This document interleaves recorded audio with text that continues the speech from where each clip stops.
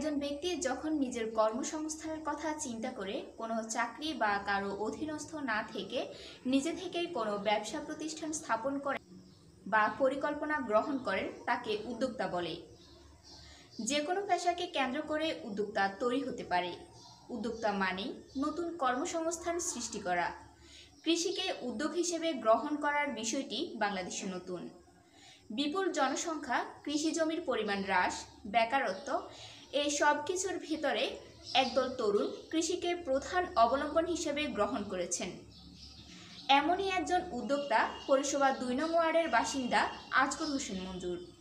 তার সফলতার গল্প তুলে ধরেছেন কমিউনিটি মিডিয়া ফেলো তানিয়া বেগম।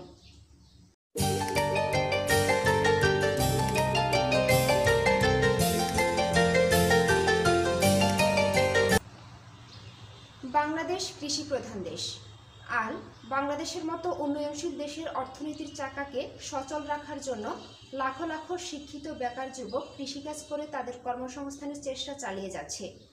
বাংলাদেশ সবুজ প্রকৃতিতে ভরপুর এক লীলাভূমি।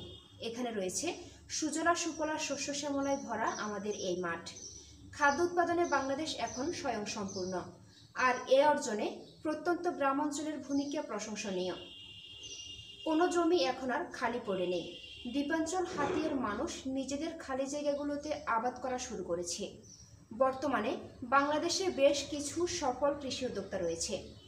এমনই একজন তরুণ কৃষি উদ্যোক্তা আজগর হোসেন মঞ্জুর। তিনি পৌরসভা ২ নং ওয়ার্ডের বাসিন্দা।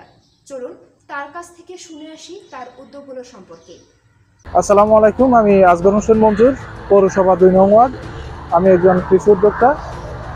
এখানে ৩ একর জায়গায় আমি সমন্বিত কৃষি খামার গড়ে তুলতেছি। আমার এখানে বর্তমানে সবজি হিসেবে আছে মূলা, পেঁপে, লাউ, কুমড়া এবং কলা। আমার এই সকল সবজি চাষ করতে গিয়ে আমি যদি কোনো সমস্যায় পড়ে থাকি তাহলে হাতিয়া উপজেলা কৃষি সম্প্রসারণ অধিদপ্তরের দ্বারস্থ হই আমি। তারা খুবই আন্তরিকভাবে আমাকে সহযোগিতা করে থাকেন। আমি যখনই আমার এই সবজি ক্ষেত নিয়ে অথবা কোনো সবজির কোনো রোগবালাই নিয়ে যদি তাদের কাছে পরামর্শের জন্য যাই, তারা সঠিক সময়ে আমাকে সঠিক পরামর্শ দেয়। সেই সাথে আমাকে সরকার কর্তৃক যে প্রণোদনা থাকে, সার, বীজ, এ সকল জিনিসপত্র দিয়েও আমাকে সহযোগিতা করে থাকে।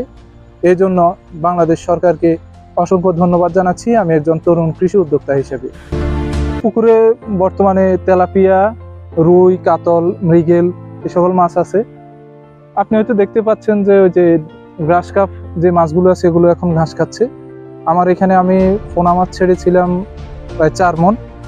আশা করতেছি এখন আমার এখান থেকে আমি অন্তত ৪০ থেকে ৫০ মণ মাছ আমি বিক্রি করতে পারবো।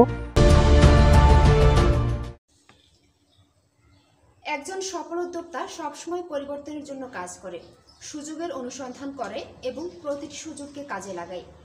তরুণ কৃষি উদ্যোক্তারা এখন নানান কৃষি বিষয়ক প্রশিক্ষণ পাচ্ছেন। সেই সাথে বিভিন্ন প্রণোদনা সহ বিনামূল্যে সার, বীজ ও অন্যান্য সুযোগ সুবিধা পাচ্ছে। সরকারের এমন অভাবনীয় উদ্যোগের কারণে এ প্রজন্মের তরুণরা ভীষণ খুশি।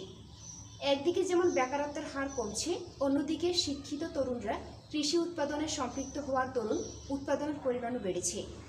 একজন কৃষি উদ্যোক্তা যখন জাতীয় জীবনে সফলতা অর্জন করতে পারে, তখন অর্থনীতির ভিত্তি শক্ত হয় এবং দারিদ্র্য দূরীভূত হয়। আর একজন কৃষি উদ্যোক্তাই পারে উৎপাদন করে খাবারের চাহিদা মেটাতে। তাই বাংলাদেশের জনশক্তিকে রূপান্তরিত করতে হবে সফল কৃষি উদ্যোক্তা হিসেবে। এটাই আমাদের প্রত্যাশা। তানিয়া বেগম, কমিউনিটি মিডিয়া ফেলো, রেডিও সাগরদ্বীপ ৯৯.২ FM, হাতিয়া, নোয়াখালী।